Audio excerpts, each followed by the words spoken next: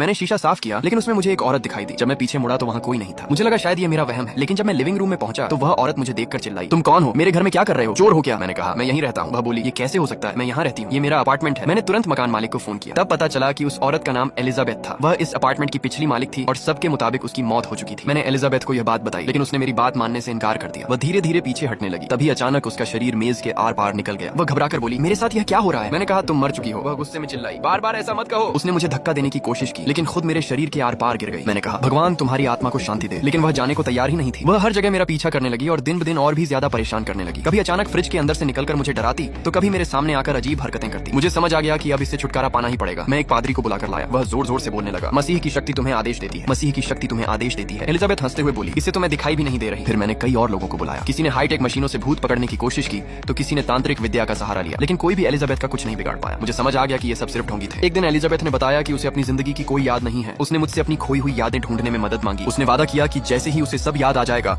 वह हमेशा के लिए चली जाएगी। मैं उसके बारे में जानकारी जुटाने के लिए पूरे अपार्टमेंट में लोगों से पूछताछ करने लगा। ज्यादातर लोगों को उसके बारे में कुछ याद नहीं था। फिर किसी ने बताया कि वह पहले एक डॉक्टर थी। हम दोनों अस्पताल पहुंचे। अस्पताल की हर चीज देखकर उसे अजीब सी अपनापन महसूस होने लगा। ऐसा लग रहा था कि वह सचमुच वहीं काम करती थी। फिर हमें अस्पताल के एक कमरे में उसका शरीर मिला। तब सच्चाई सामने आई। एलिजाबेथ मरी नहीं थी, वह सिर्फ बुरी तरह घायल थी और कई दिनों से कोमा में थी। एलिजाबेथ ने अपनी आत्मा को वापस शरीर में ले जाने की बहुत कोशिश की, लेकिन वह सफल नहीं हो सकी। उसकी आत्मा और शरीर का संबंध पूरी तरह टूट चुका था। तभी एक डॉक्टर कमरे में आया और मुझे बाहर निकालते हुए बोला, कल से हम इसका इलाज बंद कर देंगे। ये सुनकर एलिजाबेथ पूरी तरह टूट गई। उसे लगा अब वह कभी जिंदा नहीं हो पाएगी। मैंने फैसला किया कि मैं उसकी किस्मत बदल कर रहूंगा। मैंने अपने दोस्त के साथ डॉक्टर का भेष बनाया और चुपके से अस्पताल में घुस गया। हम एलिजाबेथ को वहां से निकालकर उसकी जान बचाना चाहते थे, लेकिन हमारी योजना ज्यादा देर तक छिपी नहीं रह सकी। सिक्योरिटी गार्ड्स ने हमें पकड़ लिया। मेरा दोस्त उन्हें रोकने के लिए उनसे भिड़ गया। धक्का मुक्की में गलती से एलिजाबेथ का वेंटिलेटर निकल गया। मैं स्ट्रेचर को तेजी से धकेलता रहा, लेकिन कुछ ही देर में चारों तरफ से